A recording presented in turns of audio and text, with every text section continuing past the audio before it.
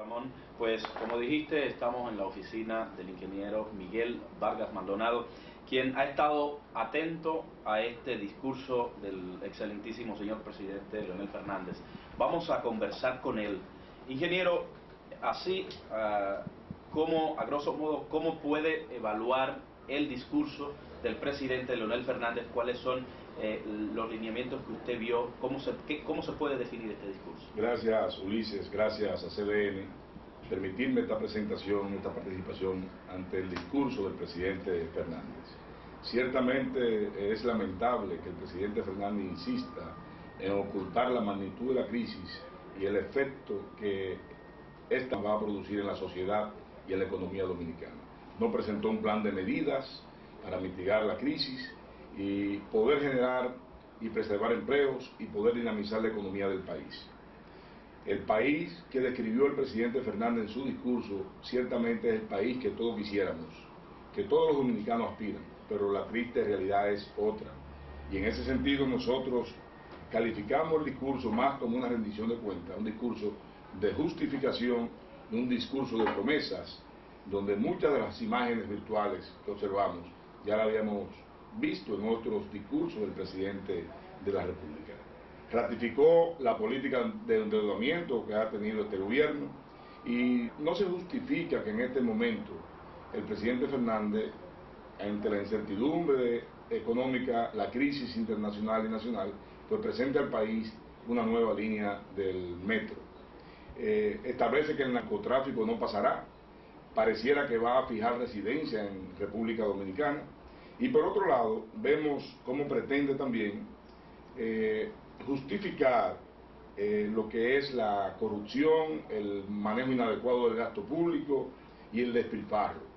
Mientras el Foro Económico Mundial establece también que somos, después de Paraguay, el país con mayor favoritismo en cuanto a las contrataciones de obras del Estado. Y también entre los 4 países con un nivel de despilfarro en el gasto público de los recursos públicos.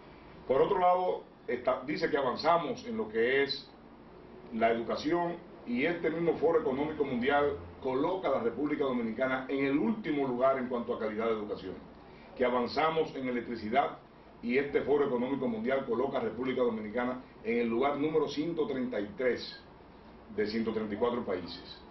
Establece una tasa de inflación del 4.5% que solo está en la cabeza del presidente Fernández y en el Banco Central, porque los dominicanos de carne y hueso sufren varias veces esos índices en cuanto a la inflación que se generó en el país en el 2008. En otro aspecto, nosotros entendemos que el presidente, al no presentar medidas específicas que contribuyan a mitigar la crisis que nos afecta, pues no satisface las expectativas que tenía el pueblo dominicano en su presentación ante la Asamblea Nacional. Por lo tanto, nosotros calificamos como de insatisfacción el discurso pronunciado por el presidente Fernández en el día de hoy ante la Asamblea Nacional. Ingeniero, el tema de la reforma pues fue bastante dilucidado por el presidente. Incluso una de las atribuciones o una de las cosas nuevas que hizo fue promulgar la ley para el conocimiento vía la Asamblea Revisora. ¿Qué le parece? Esa fue la única medida real y efectiva que el presidente presentó hoy ante la Asamblea Nacional. Y en su afán de poder volver al poder, pues ciertamente hizo realidad la promulgación de la ley de convocatoria. Por otro lado, vimos cómo también expresó que solo 3.000 empleos fueron perdidos por las industrias de zona franca en el pasado año. Cuando vimos nosotros anunciar aquí a empresas despedir en una sola ocasión hasta 8.000 empleados.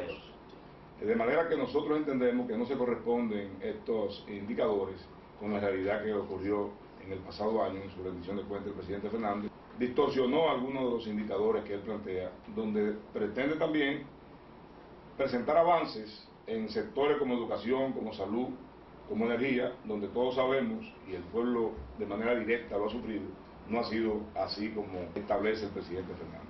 Perdone que vuelva al tema de la reforma de la Constitución. ¿Piensa que realmente no es caprichoso el proyecto y que no es por coyuntura que lo está haciendo el presidente Leonel Fernández? Mira, yo creo que el propósito fundamental es permitirle al presidente Fernández la posibilidad de volver, dado que él nunca jamás pues, lo descarta de manera definitiva de ser presidente de la República, y toman en cuenta otros aspectos con los cuales en muchos de ellos estamos de acuerdo, en otros no. Pero recuerda que esta reforma fue sometida a una consulta popular donde no fue realmente tomado en cuenta el pueblo, luego de los resultados de la consulta que establecía realmente una asamblea constituyente, y que la propia comisión que fue nombrada por el presidente de la República se quejó, muchos de sus miembros, de que lo recomendado por la comisión no fue lo que se presentó ante el Congreso. Yo creo que se ha adaptado aquí un proceso, una reforma a capricho del presidente de la República. Muchas gracias, ingeniero. Gracias, Ulises. Volvemos con ustedes a los estudios.